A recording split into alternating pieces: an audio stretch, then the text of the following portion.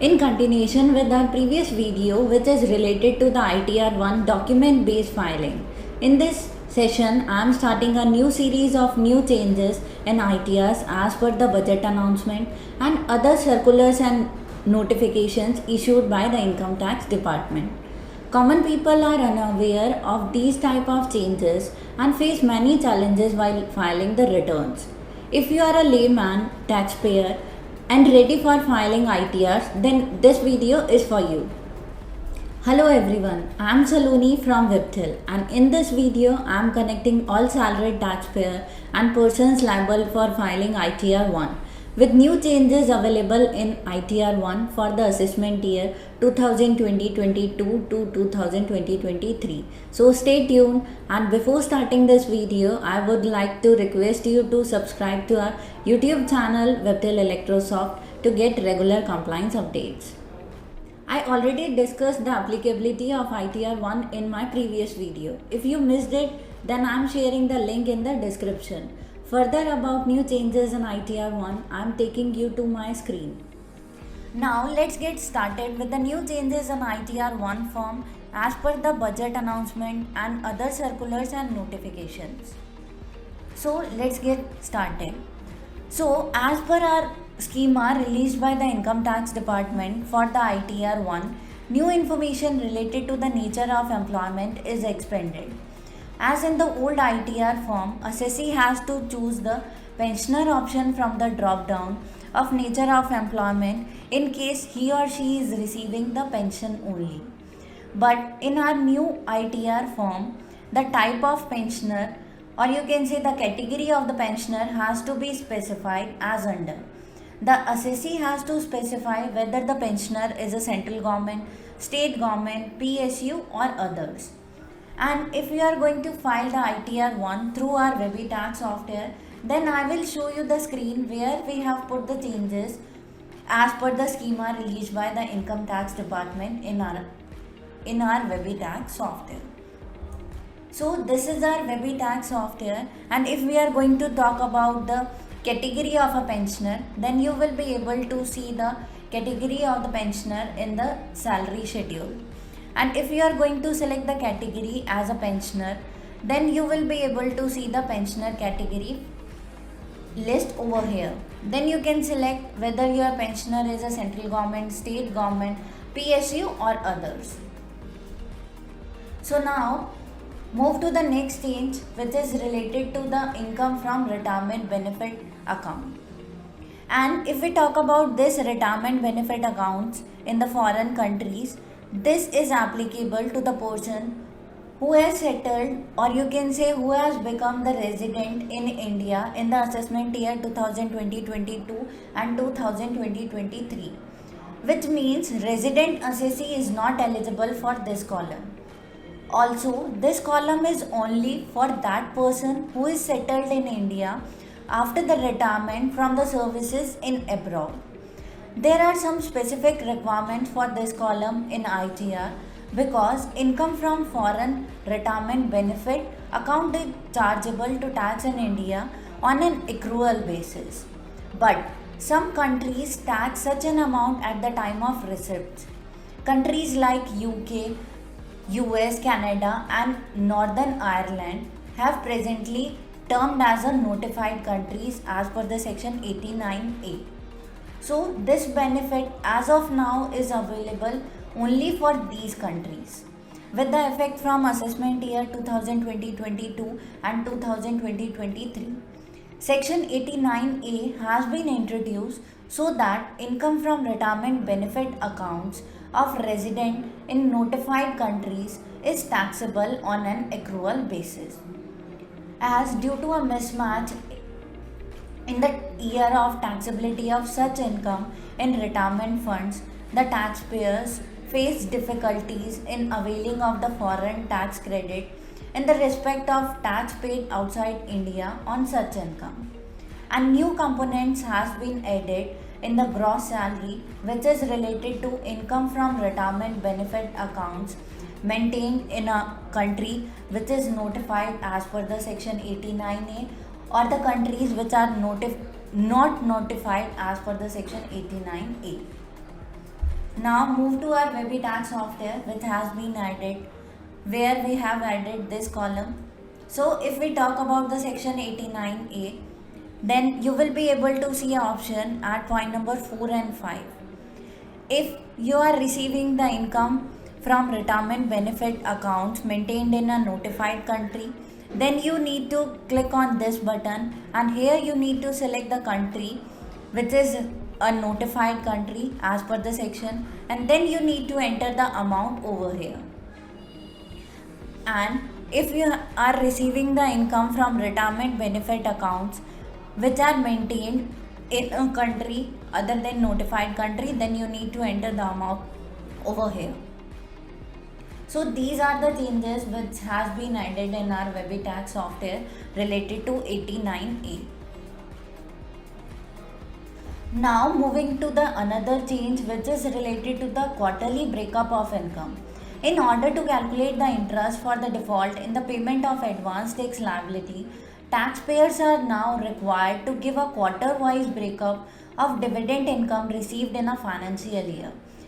It should be noted here that now taxpayers need to pay advance tax in the quarter in which the dividend income is gained, or you can say in which the dividend income is received. So dividend is taxable now irrespective of the amount. As per the section 194, TDS will be deducted if your income exceeds, or you can say if the dividend amount exceeds rupees 5,000. Ensure to include gross amount of dividend instead of the net amount of TDS. So now let's move to our Webby tax software for showing the details related to a dividend income. So to show the details related to the dividend income, go to the income from other sources tab, and here you will be able to see an option which is related to dividend from Indian companies, mutual funds or UTIs. Here you need to enter few details like the company name from which you are receiving the dividend income, date on which you have received the dividend income, and the amount which has been received by you. In case if your TDS has been deducted on the dividend income, then you can import the data from 26AS also. So these are the major changes in ITR-01 for assessment year 2020-22 and 2020-23. Now I have summarized recap of ITR-01 related to the calculation, and now we will discuss few points, or you can say few important points for the filing of the returns, like saving bank interest. If you are receiving the saving bank interest, it is also taxable, but you can claim the deduction up to rupees 10,000 under the section 80 TTA. So fill interest income in the schedule OS, or you can say you need to show the income details in the other sources schedule, and the exam the same amount in deduction under the chapter 6A under section 80 TTA. And if your amount exceeds rupee 10,000, then exceeded amount will be calculated as an income for you. Now let's see how it works in our Webby tax software. So to show the details related to the saving bank interest, go to the income from other sources, and here show the amount in the saving bank interest column like this, and save the details in the income from other sources schedule, and then the same amount will reflect automatically under the chapter 6A up to rupees 10,000 under the section 80 TTA. Here click on save button and your data will be saved successfully. Now moving to our another head which is related to a saving bank interest received by a senior citizen. If you are a senior citizen and you are receiving saving bank interest or interest from post office or fixed deposits, then you can claim the deduction up to rupees 50,000 under the section 80 TTB. Now moving to our another important point which is related to a tax regime.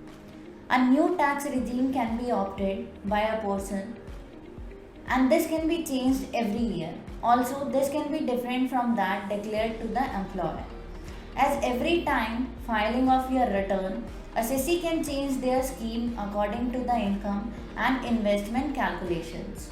Assessee can take benefit as per his choice by opting for each scheme as per his choice.